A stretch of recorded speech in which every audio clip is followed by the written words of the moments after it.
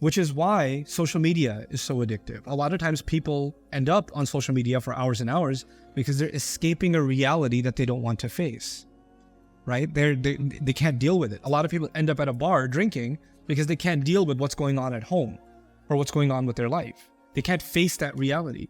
So when the reality becomes difficult, then human beings want to find some comfort in, and some kind of distraction. So it's not just, they saw some entertainment, they ran towards it. Put it in its context. They were going through a really tough time, and in those kinds of times, those kinds of things become all the more attractive.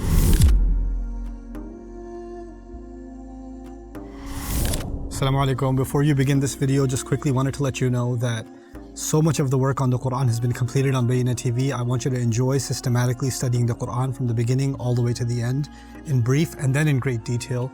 And to do that, I'd like for you to sign up on BayyinahTV.com. And once you appreciate what's going on in Bayyinah TV, I want you to become an ambassador for it and share that subscription with friends and family and give it as a gift also. Thank you. Assalamu alaikum wa rahmatullahi wa barakatuh.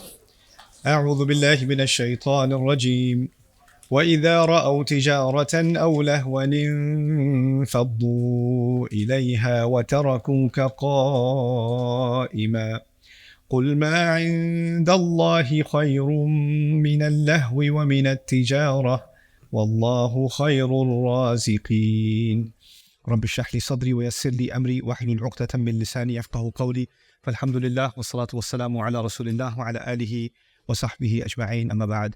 Once again, everyone, Assalamu alaikum wa rahmatullahi ta'ala wa barakatuh. For we are attempting to understand the final ayah of Surah Al-Jumu'ah, ayah number 11. A rough translation is what I will start with. وَإِذَا رَأَوْا تِجَارَةً, and when they see trade, أَوْ لَهْوًا, or distraction. انفضوا إليها, they run towards it or they disperse towards it. وَتَرَكُوكَ قَائِمًا, they leave you standing.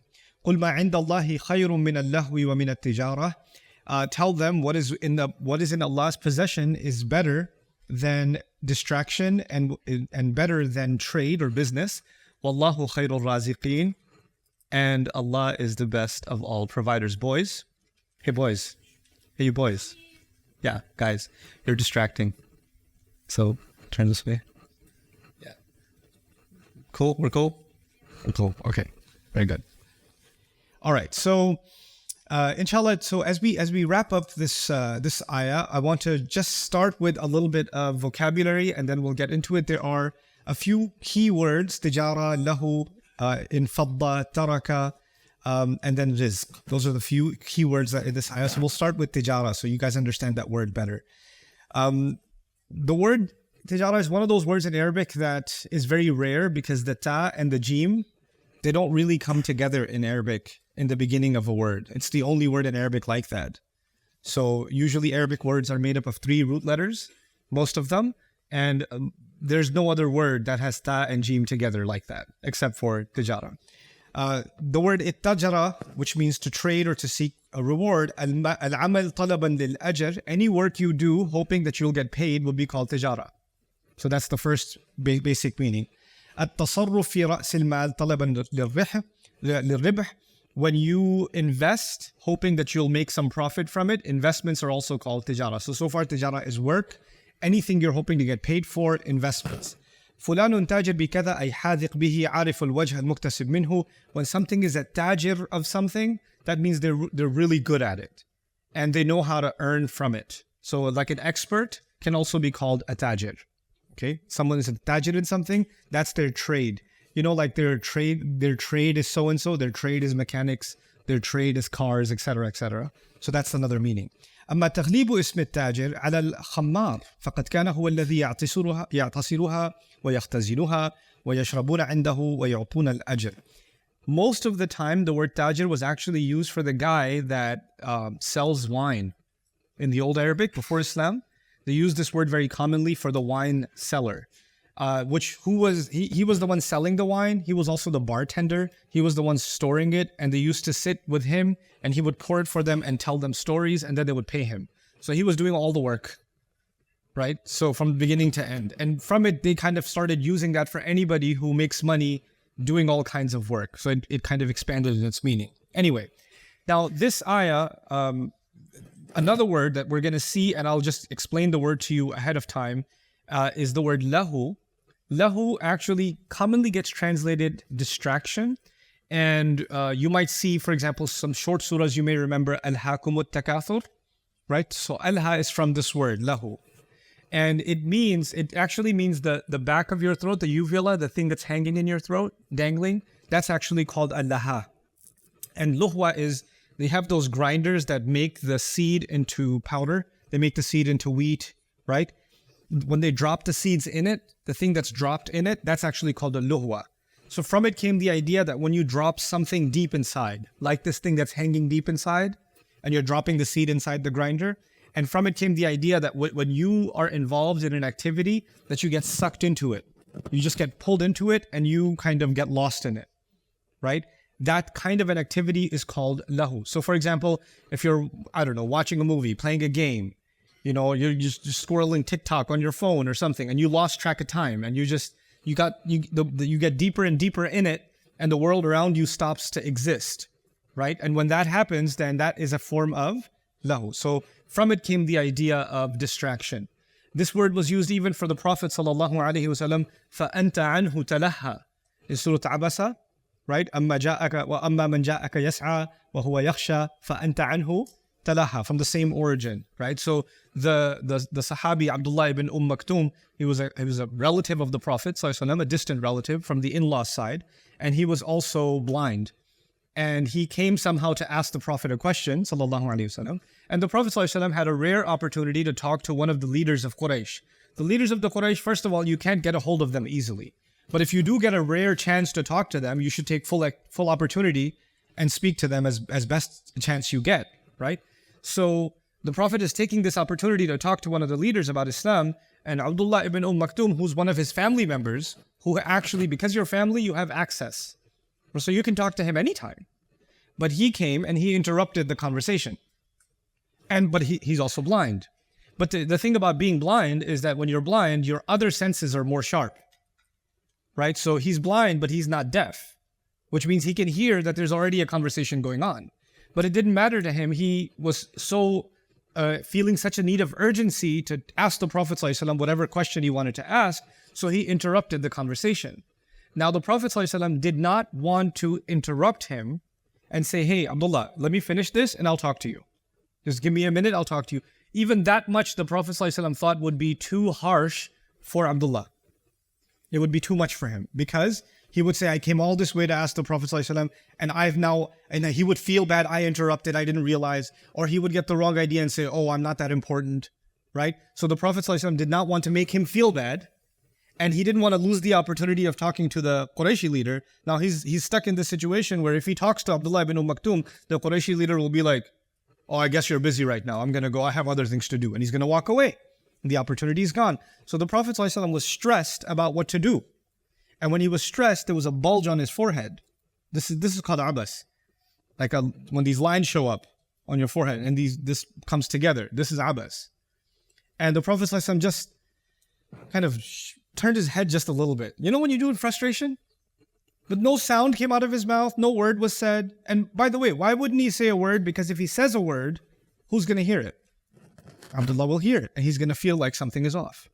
And if he does, this is called ta'awwaha. Right? Then he's going to notice. He's going to notice that. So he's going to feel hurt.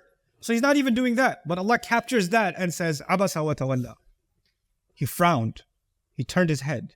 But the thing about turning your head, or even turning your face a little bit, is Abdullah, whose feelings are supposed to be hurt, can't see it. So there's no way he could get hurt. But Allah captures that still and says, nope, not even that much. Abasa wa tawalla. Right? Now, this is Rasulullah sallallahu alaihi wasallam, and we're not worth the dust of his feet. But I can tell you, in being in a position of public speaking, one of the things that's very, very, very difficult is somebody comes and asks me a question. And they come and ask me a question, and they tell me that their uncle, when they were 5 years old, they took them for a walk, and then they said this, and then their cousin said this, and their brother said this, and also this other time, their grandma, she was cooking food, and then they keep going, right? And they're telling me the entire, because they say, before I ask my question, I need you to understand the background. It all began when I was 5 years old. And then by the time I was 7, and then one time in 9th grade, and then one time, and the day I got married, and then after my first baby, and then, okay, you're almost ready for the question. Hold on. And as they're doing that, the people behind them are like, and now I have to make a choice about, can you please get to your question? Because even if I say, can you please get to your question, what might they feel? Oh my God, he has no patience for me. He doesn't want to hear what I have to say. How rude. I listened to so many hours of you. I have gone to sleep for 10 years listening to you, and you couldn't even hear about my uncle. You know, but in my head, I'm thinking, if I am not going to cut this short, then the other person is going to think I'm being rude to them, right? And then there's a few hundred of you. There's one of me, right? So if I give each of you 1 minute, right? Just 1 minute, that would be how many minutes? That'd be 400 minutes.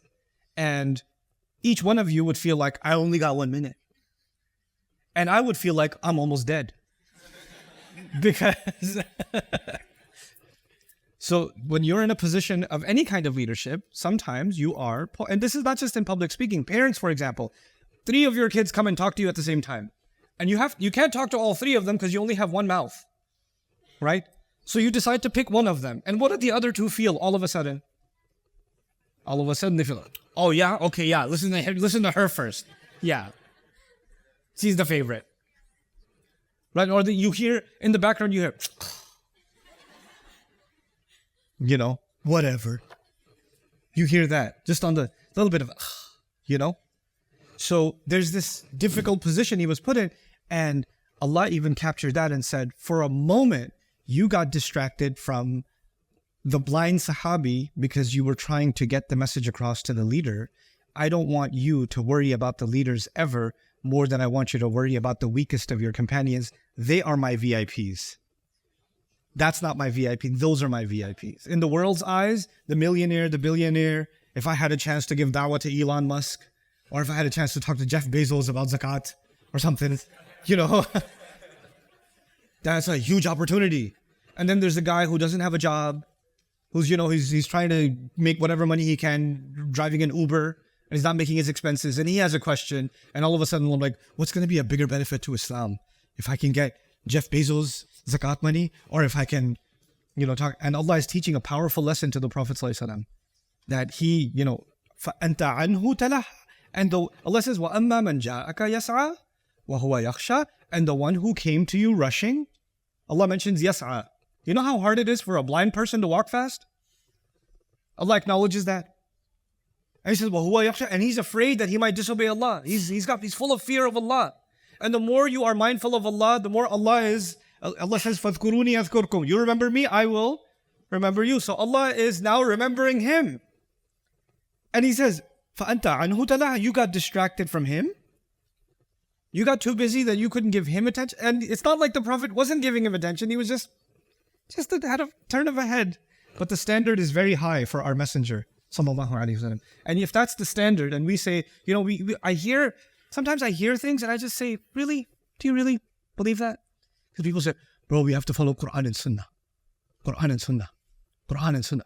How many times do you hear that? Quran and Sunnah. I was like, okay. What do you mean by Quran and Sunnah? Well, you know, the miswak, the beard size. Let's check the beard size to make sure that it's on the Sunnah. Let's make sure that, you know, the clothing. And you know what? Some of those things can be argued, but there are some things that cannot be argued. There are multiple variations of how to interpret some of those sunnah of the Prophet ﷺ. Fine. But there are some things that are inarguable. How to treat people. There's no ambiguity. Sunnahs of the Prophet ﷺ. Where are those sunnahs, bro? Where did those sunnahs go? That's not Quran, that's not sunnah? You know? So we also get distracted by certain things in the face of other things. And we've come up with our own, you know, we have to do the greater good. And you could do a lot of bad things and hurt a lot of people because you're worried about the greater good. You know? So this anyway, so that's a side note, but about lahu. Lahu actually means to get distracted by something that keeps you from something more important. Right? It keeps you from something more important. It's happened sometimes to me, like I'm going to a doctor's appointment or something, and I'm not going to get a chance to get this appointment. It was like 6 months waiting or something. And I got a chance, and I have a work meeting. And what happens with me with work meetings is, I don't know what it is. I have to drive while I'm having a meeting. I can't sit and have a meeting. I have to be walking, driving, doing something. And the more intense the meeting is, the more straight I drive.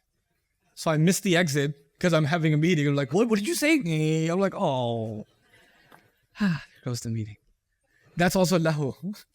Lahu, because one thing distracted me from something else. That's the meaning of that. Okay, so that's just some vocabulary that I want you to know. And lahitu bi shay'in also means to fall in love with something. To actually fall in love with something. Like you're just completely enveloped in it. You know, like you lost in love, the idea of lost in love. You just fallen in love. That's how it's used actually in Arabic. وَكَذَلِكَ لَعِبْتُ بِهِ. Just in the same way this word is used in when you just play, when you're playing with something and you're just engrossed in the play, you're lost in the game. Like some of you are gamers. I'm a gamer. I don't know any other gamers here. There's a few. Alhamdulillah. Okay, good. It's okay. It's okay. We'll have a support session later on. Right, when you're really in the game, and then doesn't matter who the family member is, they walk in front of you. Like you have one hit left on the boss. It took you so long to get to that one hit. He's crushed you so many times. You've almost broken the controller 6 or 7 times now. And finally, there's one hit left. And your mother just walks right by. And she doesn't just walk right by. They pause for a second. What, do you want some water? I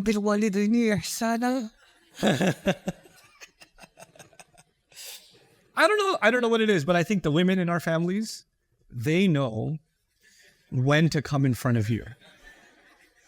If you're watching a football game and it's tied and there's 30 seconds left and the other team is marching towards the goal line and they're already in the penalty, they're in this area, that is when your wife will just come right in front of you. Do you want some chips? And you do this, and she'll do this. And then you do this, and she'll do this. It's a test of your iman and the stability of your marriage. وَتَشَاغَلْتُ وَغَفَلْتُ بِهِ مِنْ عَنْ غَيْرِهِ. When you become really busy with something and you get distracted of all other things, you don't remember anything else. إِنْ غَمَسْتُ فِيهِ مَا عَدَمِ جَدْوَاهُ. You completely drowned yourself in something with no consequence of anything besides it.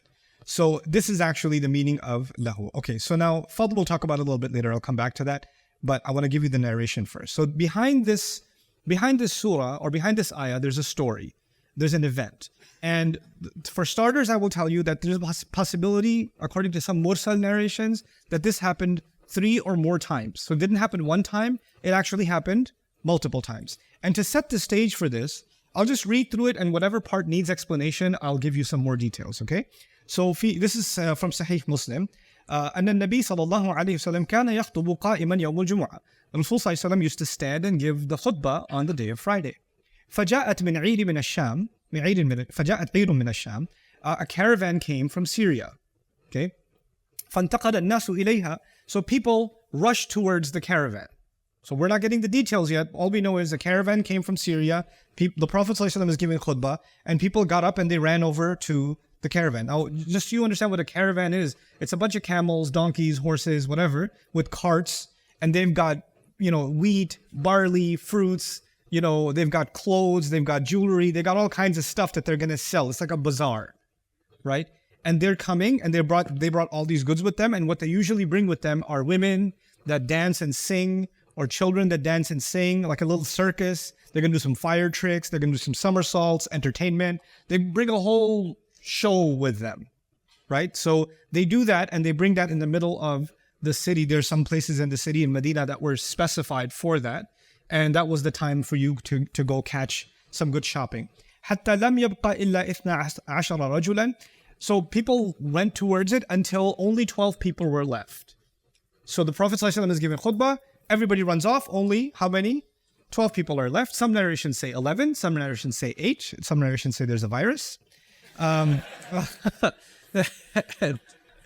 then there are some narrations even say 40.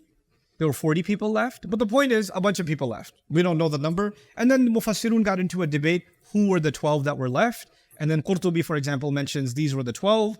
Somebody added a 13th, somebody added a 14th. I won't go into those details because that's not what Allah focused on. But the event itself, the major details is what we're going to focus on. Okay, so anyway. فَأُنزِلَتْ هَذِهِ الْآيَةِ So anyway, وَأَنَا فِيهِمْ, and Jabir radiallahu anhu says, 12 people were left, I was among them. So he's narrating it, he's saying, I was among them. فَأُنزِلَتْ هَذِهِ الْآيَةِ الَّتِي فِي الْجُمُعَةِ Then this ayah came, which is in Surah Al-Jumu'ah, when they see trade and they see distraction, they rush towards it, they run towards it, and they leave you standing. So this is related to that incident when they went off running off the Jumu'ah.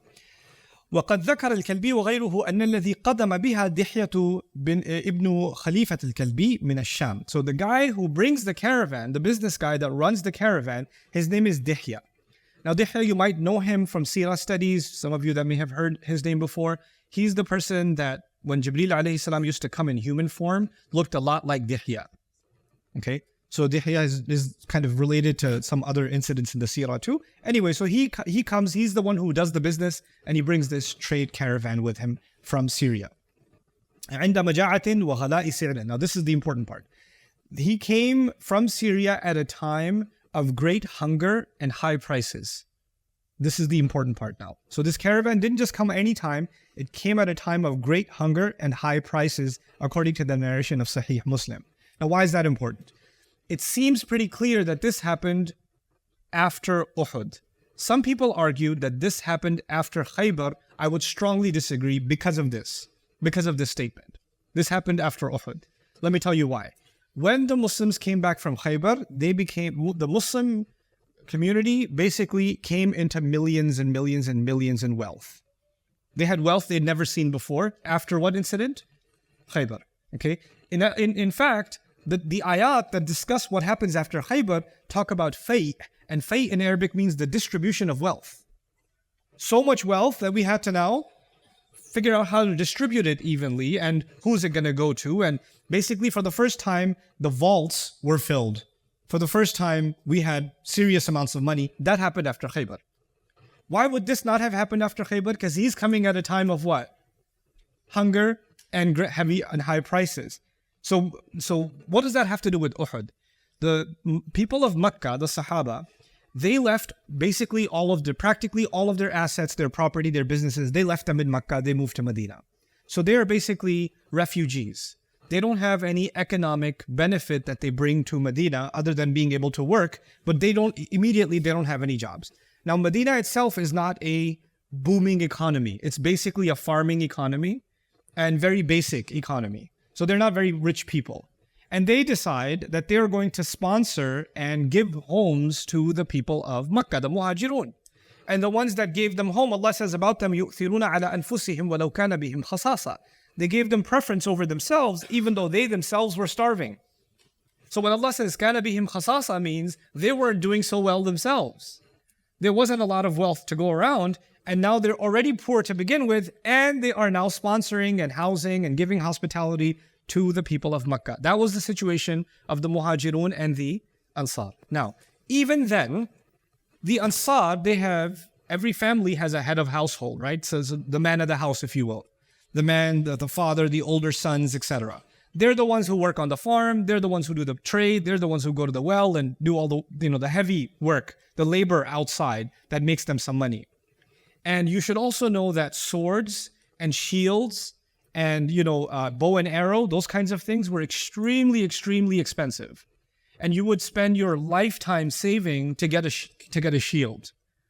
That's why, when you read about the story of Badr and we had like this many shields, we had like 12 swords and 15 this and 5 horses, and you get those, I'm butchering the numbers, but you get the idea. We didn't have much. We didn't have much because those things are extremely, extremely expensive. You understand? So the people who did have that stuff, it was kind of like their life savings that they had. Now we go into Uhud. And in Uhud, 70 Sahaba are killed. And the vast majority of the companions that are killed are actually from Medina. They're actually Madani, which means they are the heads of households. And those Sahaba that are killed, what are they wearing? Shields, whatever they have. And what do they have in their hands? sword. Basically, what they have in their hands and on their bodies is the life savings of their family. Okay? So when they die, and the Meccans come, and they take everything. They take everything. So they've taken people's life savings, and they've also, the people that we've lost in Medina are the people that were the breadwinner, the earner for the family. 70 heads of household have disappeared. And 70 families' life savings have disappeared. In a city that's already struggling economically. You understand? So now what's happened in Medina? Medina is basically going through an economic bankruptcy. Okay? The economy is collapsing. We're in a very, very bad situation. And in that bad situation, prices are high. Somebody comes and is trying to sell some goods that are not available. They're not producing as much as they used to produce because they don't have as many workers anymore. You know, people are struggling. And so when a caravan like this comes, and now the caravan came, and I told you two things with the caravan. They will bring, and we will read what they brought. I'll read this next part so it'll explain itself. وَكَانَ مَعَهُ جَمِيعُ مَا يَحْتَاجُ النَّاسُ مِن بُرٍّ وَدَقِيقٍ وَغَيْرِهِ. And he had what people needed of wheat and barley and basically essential grocery items. He's saying they came with essential grocery items. Why would people run towards essential grocery items unless those grocery items are no longer easily available? You understand? So they're running towards the bread, the wheat, or the rice, or the barley, or whatever they can catch because that stuff is not easily available. And I also told you they brought with them, you know, singers and circus tricks and all that other stuff. When the situation is really bad in somebody's life, then it's a really attractive thing to distract yourself from all the stresses in your life and just get away from it all for a little bit, right? Which is why alcohol is so addictive. Which is why drugs are so addictive. Which is why video games are so addictive. Which is why social media is so addictive. A lot of times people end up on social media for hours and hours because they're escaping a reality that they don't want to face, right? They can't deal with it. A lot of people end up at a bar drinking because they can't deal with what's going on at home or what's going on with their life. They can't face that reality. So when the reality becomes difficult, then human beings want to find some comfort in, you know, and some kind of distraction. You know, if you're going through a really depressed time, or you, for example, you were really working hard on some exam and you failed your exam, you find yourself watching something all night, can't sleep, distracting yourself. Because when you're left alone to your thoughts, you have to face the reality of your failure and it's too hard to face. So let me just watch something. You watch something. Then you put your phone down, you want to sleep again, you're like, no, let me just watch something again. Watch something again. This is lahu, isn't it? So it happens when people are in difficulty. So it's not just, oh, they saw some entertainment, they ran towards it. Put it in its context. They were going through a really tough time, and in those kinds of times, those kinds of things become all the more attractive. They become all the more entertaining. And you know, I used to work in a very weird neighborhood in New York when I was in high school in 1736. It was in Queens, New York. You might know Queens from Peter Parker and Spider-Man, but Queens is a crazy place. Queens has neighborhoods that are entirely Greek. It has neighborhoods that are entirely Puerto Rican, and neighborhoods that are entirely Dominican. Those are two different things. And in neighborhoods that are entirely Bangladeshi, neighborhoods that are entirely Indian, neighborhoods that are entirely and you walk into one of those neighborhoods and you feel like you just walked into a different country. Each one of those neighborhoods is like that. There's entirely Jewish neighborhoods. There's Arab neighborhoods. Steinway Street is all the Arab neighborhood. All the signs are in Arabic. Everybody talks to you in Arabic. You want to go into a restaurant, nobody's speaking in English. You could, you know, it's crazy. And then you go to some other neighborhood, everybody's talking in Spanish, you know. So I used to, because, you know, I don't come from like a wealthy family. Everybody in my family had a job. So even in high school, I had a job. I used to work at a shoe store in Queens, in New York, in the Puerto Rican neighborhood, in the Spanish neighborhood, right, where everybody spoke Spanish. And I because I was the guy, they look at the shoe and they say, ¿Tienes un 9 de este? You have a size 9? I was like, hey, and I have to go run downstairs to the warehouse, find the size 9, come running back up, right? So sometimes I was pretty decent at Spanish, but then sometimes they just go, and I'm like, no entiendo, disculpe, otra vez por favor. Like, could you please repeat that? I didn't understand.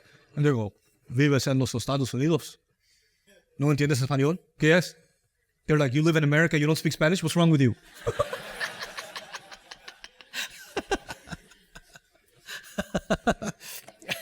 So, but anyway, The reason I bring that up is because the neighborhood was very poor, man. It was a poor, people weren't doing well in those neighborhoods, right? But in those neighborhoods, they listen to bachata and merengue and hip hop all day. And they are like, they'll buy a car, they'll buy like an old car, but they're gonna like shine it up and they're gonna put rims that cost more than their rent on each tire. And if they bought a Honda Civic or something, they'll put a giant sticker that says Civic on top. Everybody knows it's a Civic, bro. They're gonna put your name or something else, but they'll put that, and they'll drive extra slow. And they'll put back in the 90s, they'll put the bumpy on the car, like, you know, they'll roll down the street. And you look at that, like, why are they so obsessed with this? And then people would come, they make, you know, those are minimum wage jobs. I had a minimum wage job. We know what we make. Barely make enough to pay the rent and stuff. And the shoes they were selling were like, back in the day, these were like high-end, like, Jordans and like, like expensive sneakers, right? In a poor neighborhood. And people come and they literally they'll get paid on Friday, and on Saturday, they're buying the most expensive sneakers. Right? They're blowing their entire paycheck on a pair of sneakers. Why though? Why? You're not going to live in your sneakers. But you know what? The reality of poverty, the reality of living in a difficult life is so harsh that when I look at these expensive sneakers, I get to feel like I have something of value. I have value. Because everything around my life has no value. I can't afford a nice place. I can't afford, a decent apartment. I have to live with 8 of my cousins or whatever. But my car, the rims it got, man, it's like you live out of your car.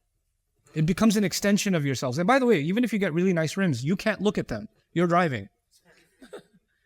It's for other people to look at. So the perception of me will be, I'm doing well. Or I have some kind of status or position or prestige. And this is in a poor neighborhood. By the way, people in higher society, they have their own problems. Right? They have their own way of showing prestige and distracting themselves from what's really going on in their life. Right? So people will say, oh, I'm going through a lot of depression. I need to go shopping. Right? Life is really hard. I need a new Chanel bag. Right? So they'll do that because this is also lahu, a distraction. Anyway, so the people needed these essentials. وَضَرَبَ بِالطَّبْلِ لِيُؤْذَنَ النَّاسِ بِقُدُومِهِ, and he would do the duffel, like the drum beat and the hand drums and stuff, the tabl, so that people would know that he's arrived. فَنَزَلَ عِنْدَ, by the way, I didn't read that part. فَنَزَلَ عِنْدَ أَحْجَازِ الزَّيْتِ. This is a location in Medina where the market used to be held. That's called أحجاز الزيت. فخرج الناس إلا 12 رجلا, so people left except 12. وكانوا في خطبة الجمعة, and they were in the خطبة الجمعة. فانفضوا إليها, so they broke away from it and they went towards it. وذكر الدار القطني من حديث جابر بن عبد الله قال. So another narration now mentioned in الدار القطني. بينما رسول الله صلى الله عليه وسلم يخطبنا يوم الجمعة. At the time the Prophet was giving us a khutbah on the day of Friday. إذا أقبلت عير, when the caravan all of a sudden the caravan showed up. تحمل الطعام حتى نزلت بالبقيع. It was carrying food, and it landed at Baqi', another location. So it seems from the narration, one time it comes to Ahjaz al-Zayt, another time it comes to a location called Al-Baqi', and what we call Al-Baqi' also. Right? So that it sets up in different places. From this and other evidences, people derive that this happened multiple times. On multiple Fridays, the bazaar came and set up. Okay. فقد ذكر أبو داود في مراسيله السبب الذي ترخصوا لأنفسهم في ترك سماع الخطبة. This is important. So Abu Dawood in his marasil means narrations that are mursal. Mursal means there's some break in the chain. So it's not coming directly A narrated to B narrated to C. There's some break in the chain, okay? But regardless, this narration seems to be a really good explanation of what happened. So he's mentioning it despite that. He says, why would they allow themselves to leave listening to the khutbah? Because of that. وَقَدْ كَانُوا خَلِيقًا بِفَضْلِهِمْ أَلَّا يَفْعَلُوا. And everybody knows that the Sahaba and the status that they have, it seems that given the way they are and the character and the morals and the manners that they have, they wouldn't have done that. So why would they do that? فَقَالَ حَدَّثَنَا. So he's going to explain that through a narration. Okay? فحدثنا محمود بن خالد قال حدثنا الوليد قال أخبرني أبو معاذ بن بكر ابن معروف أنه سمع مقاتل بن حيان قال. So these were the names, but anyway, كان رسول الله صلى الله عليه وسلم يصلي الجمعة قبل الخطبة مثل العيدين. This is pretty cool. In the beginning, when Jumu'ah first came, the Prophet ﷺ used to pray 2 rak'ah and then give the khutbah, just like we do in Eid. Before, the 2 rak'ah used to be first and the khutbah used to be second. Okay?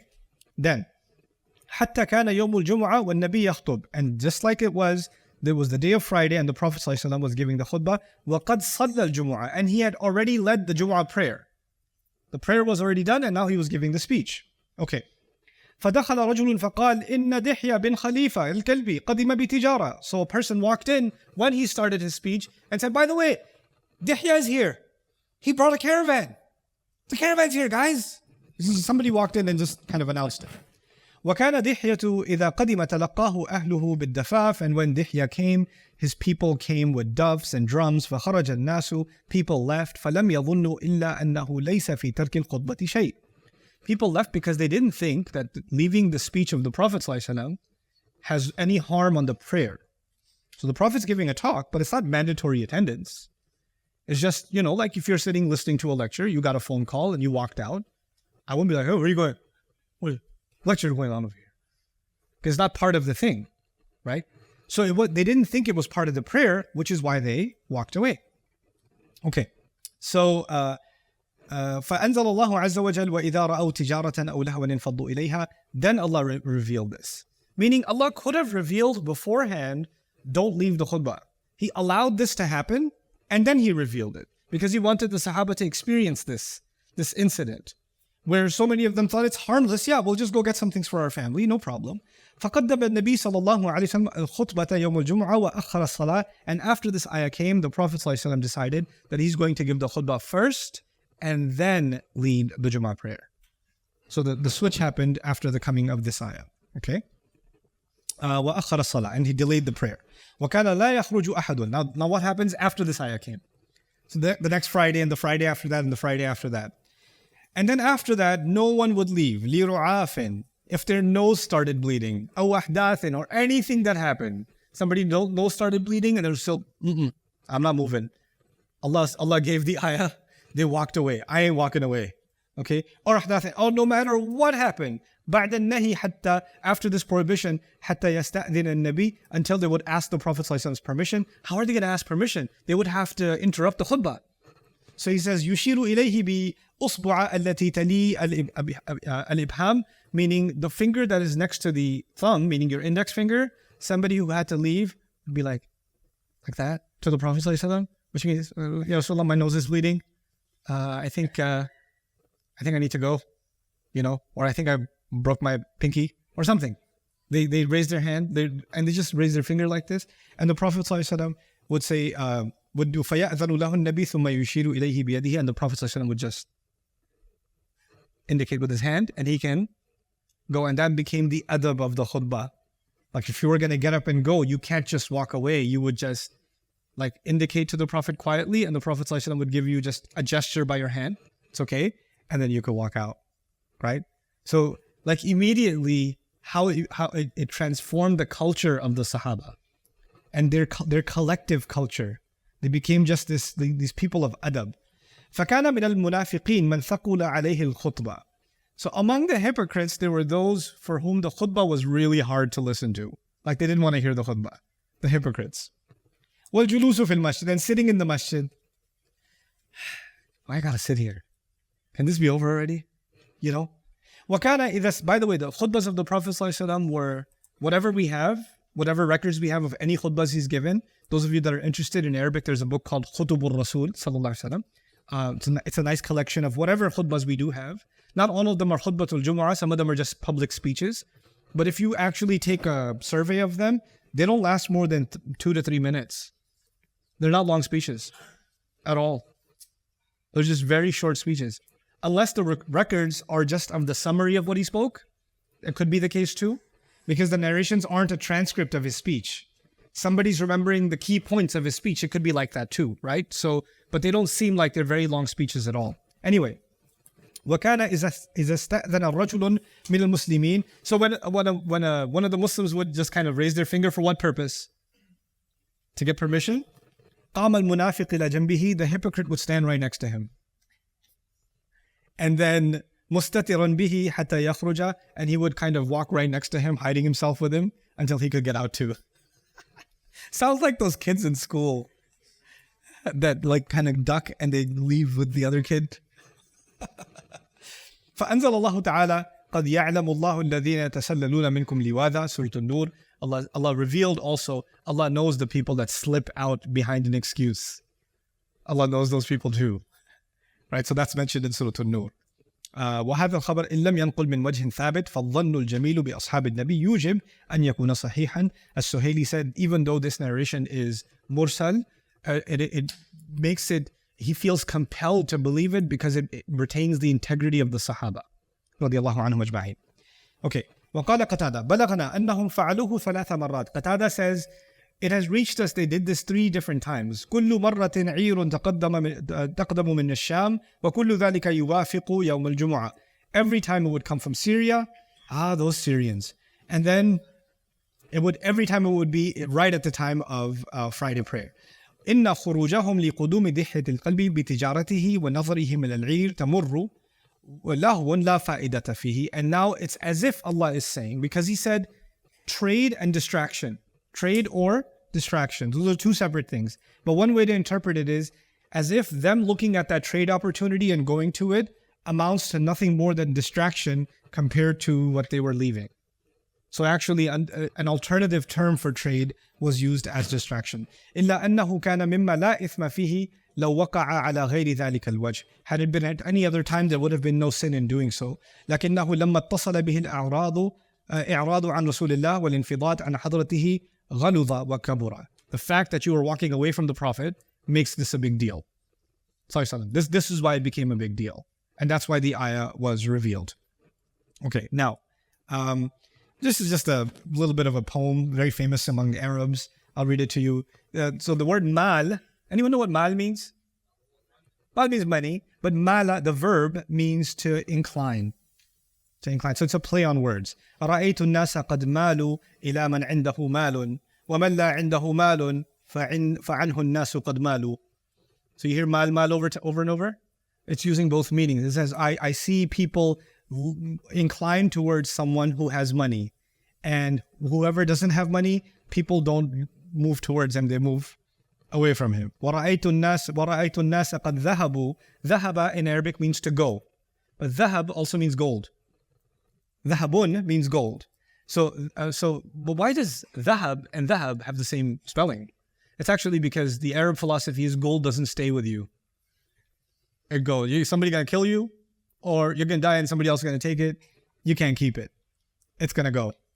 Interestingly, fadda in Arabic, fadda means to break apart and leave. Fadda. And fidda is silver. Similar idea.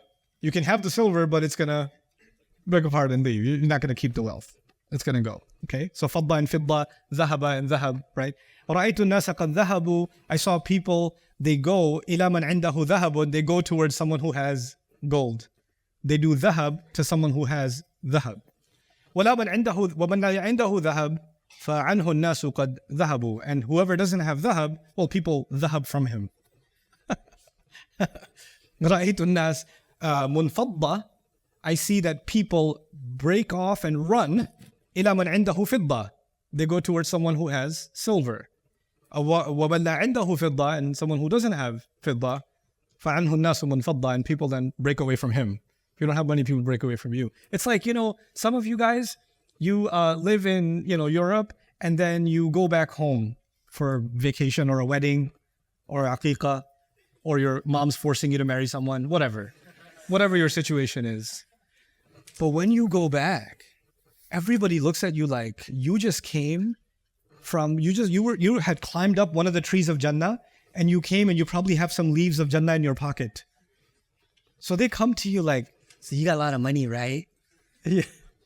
They're always like, let's hang out with him, or let's hang out with, they're going to take us to the expensive restaurant. I wonder what, and when you're unpacking your suitcase to take out your smelly clothes, they think that you have a treasure chest of giveaways for the village. So they come towards you because you come from the land of dhahab and fidda, right? And then if you decide you're going to move back and you're not, you're not going to live in Germany or Canada or Australia or the US, then people are like, nah, I'm gonna dhahab from you because you're no longer dhahab, bro. Then your dhahab days are over. The golden days are gone. Right? So anyway, but the idea is that, trade and money is in fact attractive. Now let's get to the heart of the matter. I've read the narration to you, but the main lessons I want to discuss with you in regards to this ayah. Assalamu alaikum everyone. There are almost 50,000 students around the world that are interested, on top of the students we have, in studying the Quran and its meanings and being able to learn that and share that with family and friends. And they need sponsorships, which is not very expensive. So if you can help sponsor students on Bayyinah TV, please do so and visit our sponsorship page. I appreciate it so much and pray that Allah gives our mission success and we're able to share the meanings of the Quran and the beauty of it the world over.